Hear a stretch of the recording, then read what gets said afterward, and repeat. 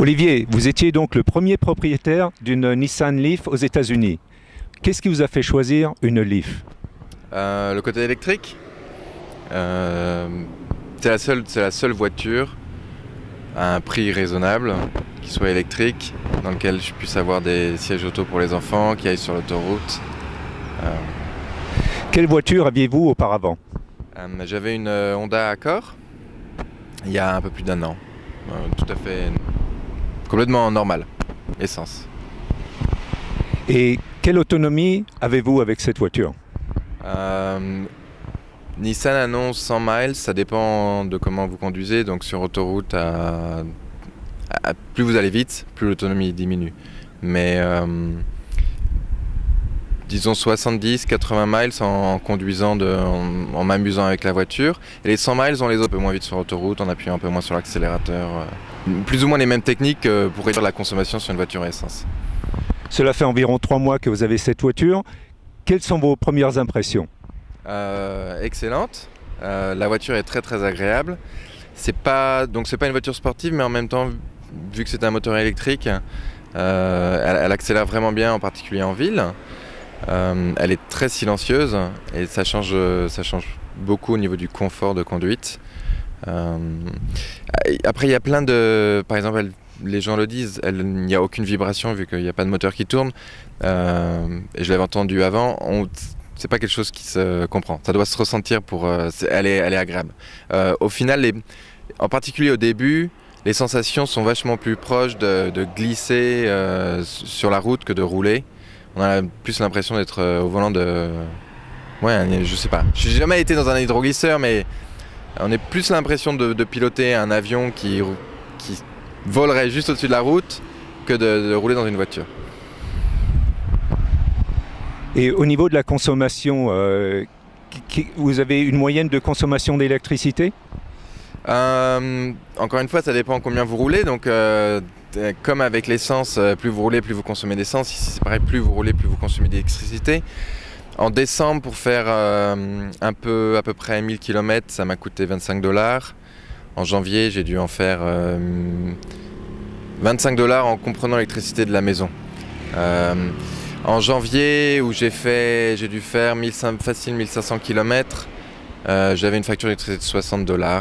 Il y en a peut-être la moitié qui sont sur la voiture. Elle revient beaucoup moins cher à utiliser qu'une voiture essence. Mais vous avez un compteur sur la voiture qui vous indique le nombre de kilowatts par mile ou le nombre de miles par kilowatt. Quelle est votre moyenne? Moi, depuis la dernière fois que je l'ai remis à zéro, je suis à 3,5 miles per kilowattheure. Et où est-ce que vous rechargez votre voiture? Uniquement chez moi. Enfin, non, pas uniquement. Ça m'arrive de me brancher au bureau quand j'y vais le week-end, mais 95% du temps chez moi. On parle beaucoup en France de location de batterie ou du système Better Place. Qu'est-ce que vous en pensez? Je pense que c'est une bonne idée. Et c'est vrai qu'il y a beaucoup de gens qui se posent des questions sur est-ce que la batterie va durer, quelle va être la capacité de la batterie dans 5 ans, dans 10 ans, combien de temps va durer la voiture. Moi, j'aime beaucoup l'idée, c'est pas quelque chose qu'ils ont fait aux États-Unis. Je pense que c'était une décision de Nissan aux États-Unis de ne pas lancer avec Better Place. C'est un grand pays, il y a besoin d'une infrastructure avec Better Place. Et après, c'est vrai que j'ai un peu décroché sur l'idée de Better Place il y a maintenant quelques mois. Je ne sais pas trop comment ça se passe quand vous chargez chez vous. C'est vrai que c'est quand même très pratique. Je rentre le soir, ça me prend entre 5 et 10 secondes. Je branche ma voiture, le lendemain matin, mon réservoir est plein, quoi. Mais je crois comprendre que votre femme a une voiture également et que donc c'est un peu la voiture de secours si vous avez de longues distances à faire. C'est une voiture qui, ironiquement, est plus petite que la Leaf. C'est la voiture qu'on utiliserait si on devait partir en week-end, par exemple, loin. C'est-à-dire le week-end pour aller avec les enfants à gauche, à droite, on utilise celle-là. Si on voulait partir à 200-300 km, on utiliserait celle-là. Et après, la plupart des vacances, on se retrouve à prendre l'avion et à de toute façon louer ailleurs une voiture. Que ce soit qu'on rentre en Europe ou que ce soit qu'on aille ailleurs aux États-Unis, les distances sont tellement grandes que c'est en fait la voiture plus petite de ma femme va très bien pour 300 km. 600-700 km, ça ne serait pas confortable. Et dans ce cas-là, si on avait ce genre de voyage qui se pointerait, je pense qu'on en louerait une. Quelle est la situation pour les stations de recharge ici en Californie, puisqu'on se trouve tout près de San Francisco, à San Mateo? Elles arrivent. Il y en a déjà quelques-unes à San Francisco. Maintenant, c'est pas très clair, c'est expérimental. J'ai l'impression que c'est un peu réservé aux employés de la ville.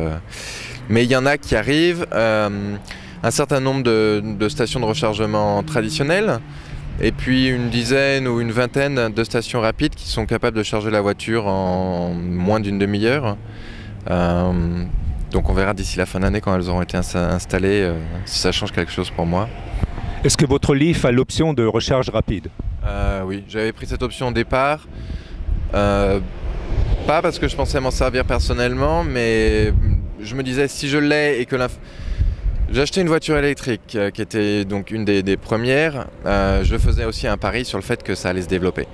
À partir de là, si elle se développe, je voulais, le jour où je voulais revendre ma voiture, avoir une voiture qui serait plus ou moins d'actualité au moment de la revente. Et je pense que les prises rapides vont se développer et vont devenir utiles. Si vous aviez une suggestion à faire à Nissan, qu'est-ce que vous aimeriez voir en plus sur votre Leaf?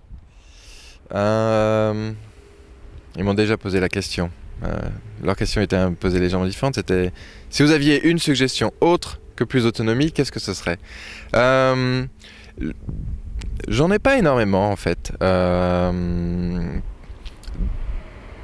Quand on a goûté une voiture peut-être un peu plus puissante. Quand on commence à goûter à la conduite électrique, c'est vrai que c'est très agréable la puissance qu'on a instantanément dans le moteur. Je paierais peut-être un peu plus pour avoir encore un peu plus de puissance. Mais non, il y a rien qui me manque dans la voiture. Puis-je vous suggérer peut-être une Tesla ou une Fisker? C'est un petit peu cher. Ok, eh bien Olivier, je vous remercie et puis je passerai peut-être vous voir d'ici 1 an ou 2 ans pour avoir vos impressions sur le long terme sur la Leaf. D'accord, volontiers, volontiers.